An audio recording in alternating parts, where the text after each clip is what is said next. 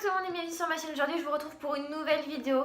Alors comme vous pouvez voir avec le titre, je vais aujourd'hui me mettre la plus grosse honte de ma vie en vous racontant tous mes moments les plus gênants en Corée et comment vous dire que je suis une des filles les plus gênantes qui existent du monde. C'est simple, je me casse la gueule tout le temps. Je fais tout le temps des trucs stupides sans m'en rendre compte. Enfin, je suis pas sortable. Clairement, je suis pas fréquentable, je suis pas sortable. C'est une catastrophe. Je suis une catastrophe. Donc voilà, dans cette vidéo, je vais vous parler des 5 moments les plus gênants qui me sont arrivés l'année dernière quand je suis partie en Corée. Donc sans plus attendre, c'est parti. Donc premier truc qui m'est arrivé en Corée, c'était la fois où c'était une journée shopping normale, on va dire entre guillemets, et j'étais avec une de mes colocataires. On était, dans le métro. On avait décidé de faire une petite pause pipi. Donc on va dans les toilettes au métro et là au moment de tirer la chasse, je vois qu'il y a 2 boutons juste au-dessus de la cuvette. Et du coup là, petit moment de réflexion, je me dis c'est lequel le bouton de la chasse d'eau. Et évidemment j'ai pas appuyé sur le bouton de la chasse d'eau. J'ai appuyé sur un bouton, donc faut savoir il y avait un bouton rouge et un bouton gris, noir à peu près. Stupide comme je suis, je sais pas pourquoi. J'ai appuyé sur le bouton qui ressemblait le moins à celui d'une chasse d'eau. On est d'accord, sinon c'est pas drôle. Et j'ai appuyé sur le bouton rouge. Et là, au moment où j'appuie, j'étais en train de remonter mon pantalon. Et il y a un mec qui dit Yoboseo. Donc ça veut dire genre allô. Et en fait, je venais d'appeler l'assistance. L'assistance à personne en danger ou je sais pas trop quoi. Donc quand vous avez un problème, que vous êtes coincé dans les toilettes, que vous vous sentez mal ou peu importe. On va dire, je pense que c'est l'assistance, les secours. Et au moment où il dit allô, j'ai un gros coup de stress et j'appuie sur l'autre bouton qui était la chasse d'eau. Et en fait le gars, ma réponse, c'était le bruit de la chasse d'eau. Et je suis partie en courant, faut savoir que les toilettes étaient pleines. Le gars était peut-être encore en train de parler, ça se trouve il s'est dit il y a un problème, on va venir sur place voir ce qu'il y a. Ma coloc elle me voit sortir, j'étais rouge, écarlate, je rigolais toute seule. C'était un moment, mais j'avais envie de me cacher au fond d'un trou, clairement. Je lui ai dit pose pas de questions, on se casse direct. J'étais encore en train de me rhabiller, j'ai dit vite on se barre parce que j'ai fait une connerie, j'ai pas appuyé sur le bon bouton. Donc voilà, si vous allez en Corée, faites pas la même connerie que moi, évitez d'appuyer sur l'assistance et de lui tirer la chasse d'eau à la gueule parce que c'est assez gênant, je pense. Deuxième moment gênant qui m'est arrivé en Corée, c'était la fois où je suis allée en boîte avec des amis. Donc c'est plus un moment gênant qui arrivait à une de mes amies, mais à moi aussi un petit peu, vous allez voir quand je vais vous raconter l'histoire. Donc c'était un jeudi soir, ce soir-là, c'était gratuit pour les filles en boîte. Et du coup on s'est dit, allez on va aller faire la fête, on va s'amuser un petit peu. Si vous connaissez un petit peu la Corée, vous savez qu'ils sont assez stricts au niveau de l'âge. Et voilà, en boîte on ne peut pas rentrer si on n'a pas 19 ans. Donc bon, moi j'avais 19 ans à ce moment là. Et en fait ouais, on avait tous 19 ans ou plus. Sauf qu'il fallait montrer une preuve qu'on ait 19 ans. Donc le passeport ou carte d'identité si tu es coréen. Et mon amie en question qui était élève à la Korea University avait seulement sur elle sa carte étudiante. Et sur sa carte étudiante, donc du coup, bon, déjà ça montre qu'elle est à l'université, donc elle a minimum quand même 18-19 ans, parce que sinon elle est très précoce. Et même il y avait sa date de naissance. Et du coup, donc on passe tous, le gars il nous dit ok c'est bon, toi tu peux passer, tu peux passer, tu peux passer.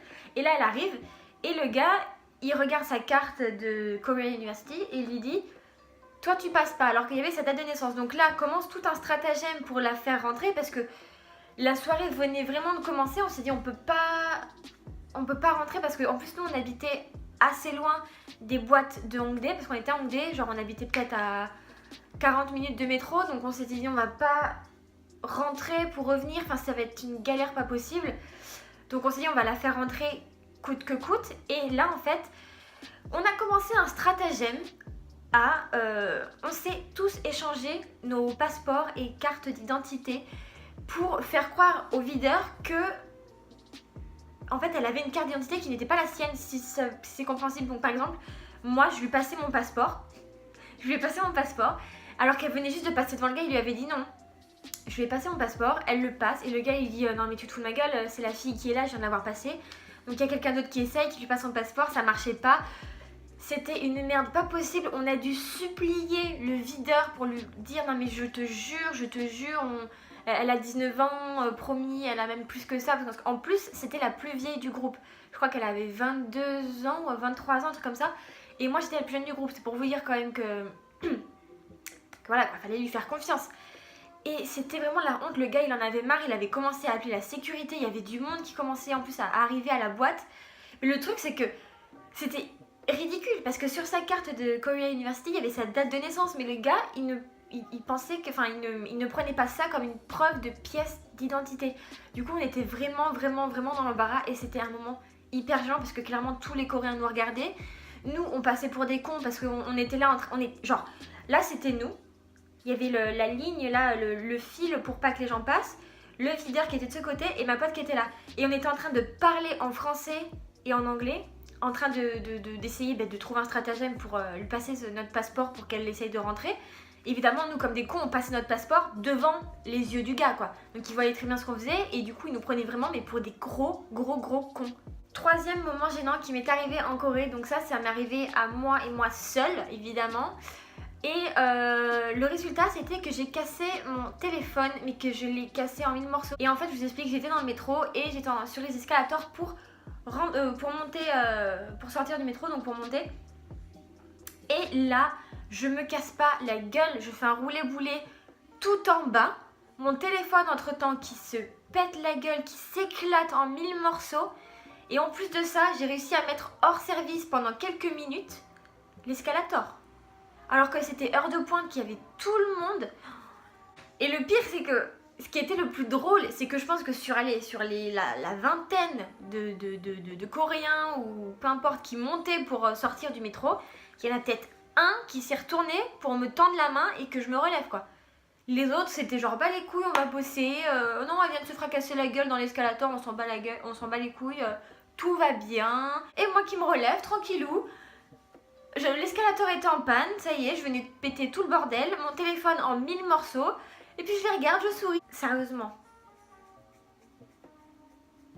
Quatrième moment gênant qui m'est arrivé en Corée, ça c'est vraiment, je crois, un de mes plus grands moments de solitude. Mais vraiment, c'était quand j'étais au 7-Eleven, donc j'étais dans le 7-Eleven qui était juste à côté de chez moi.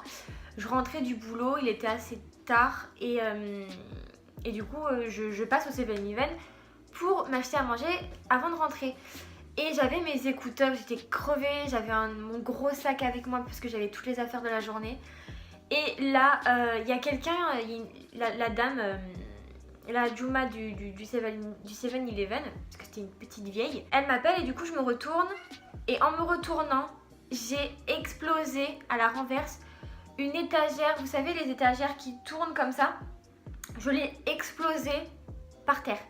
Il y avait plein de snacks par terre, c'était un bordel mais monstrueux. Je vous jure, mais j'étais gênée comme pas possible parce qu'en plus la petite Adjuma qui me regarde et qui me dit que elle me dit mais c'est pas grave, t'inquiète pas. En plus c'était un moment, quand j'étais en Corée, c'était un moment où j'étais vraiment pas bien. J'étais un petit peu déprimée et bref, j'étais tout le temps vraiment un peu triste. Et dès que j'ai renversé le truc, j'avais envie de pleurer. En plus la petite vieille qui me disait que c'était pas grave, ça me donnait encore plus envie de pleurer parce que je me suis dit il faut que je l'aide, c'était normal. Et puis je l'ai aidé quand même, je l'ai aidé à tout remettre. Et les gens, parce qu'en plus il y avait des vieux dehors qui nous regardaient en rigolant, enfin qui nous regardaient, moi et la vieille en rigolant, en se foutant de ma gueule surtout. Mais parce qu'en fait, ce qui était le plus gênant et horrible, c'est que ça m'avait même pas fait rire sur le moment, parce que vous savez, on peut rigoler de ses erreurs, mais là non, moi j'étais vraiment déprimée. En plus à ce moment-là, j'avais envie de chialer. J'étais vraiment en mode déchet. À ce moment-là, c'était une catastrophe, clairement. Et maintenant, cinquième et dernier moment gênant qui m'est arrivé en Corée, c'était mon plus gros fou rire, je crois, de toute ma vie. Dans le métro, le matin, pour aller au boulot, donc du coup, heure de pointe, il était environ 8h, donc là, il y a tous les hommes d'affaires, tous les étudiants qui vont dans le métro, et c'est vraiment une affluence énorme. Et j'étais à ce moment-là avec une de mes potes qui allait en cours aussi, du coup, on avait pris le métro ensemble, et je sais plus pour quelle raison, mais on s'est pris un fou rire, on s'est pris un énorme fou rire. Et il faut savoir qu'il y avait un silence de mort dans le métro. Le métro était plein à craquer, hein. La rame elle était plein à craquer, mais silence de mort. Et là, t'as les deux bouffonnes étrangères qui commencent à se taper le plus gros fou rire de leur vie pour je ne sais quelle raison. Et le pire dans tout ça, c'est même pas, parce qu'à la limite, si t'as fait un fou rire à deux, ça passe parce que t'as pas l'air trop con. Mais ma pote est sortie de la rame de métro pour aller à l'université. Et moi, j'avais encore quelques arrêts avant d'arriver au boulot. Et je continue à rigoler toute seule. J'étais toute seule dans le métro quand elle m'a quittée. Et j'ai continué à rigoler. Je n'arrivais pas à m'arrêter. Mais on aurait dit une psychopathe. J'étais rouge écarlate. J'arrivais pas à m'arrêter de rire. C'est vraiment, mais... Oh. Le pire, c'est que dans ma tête, je m'imaginais en train de rire. J'imaginais les gens me regarder. J'imaginais à quel point j'avais l'air conne. Et ça me faisait encore plus rire. Mais les gens, ils me regardaient comme si j'étais une folle. Et voilà, c'est tout pour cette vidéo. Si elle vous a plu, n'hésitez pas à me le faire savoir en commentaire. N'hésitez pas à vous aussi me raconter vos aventures en Corée, si vous avez eu des moments gênants, si vous avez eu des fous rires dans le métro comme moi, si vous avez eu des moments où vous avez envie de disparaître parce que vous aviez vraiment honte de vous-même, hein, clairement, faut le dire. Honte. Donc voilà, faites-le moi savoir en commentaire et surtout n'hésitez pas à liker et partager cette vidéo et aussi à vous abonner à ma chaîne. Je poste du contenu tous les lundis jusqu'à mon départ en Corée et je vais essayer de vous fournir au moins 2 à 3 vidéos quand je serai en Corée. J'ai plein d'idées. Donc voilà, je pars très bientôt. Je crois qu'on est à J-70 et quelques. Donc voilà, je vous fais de gros bisous et à bientôt pour une prochaine vidéo.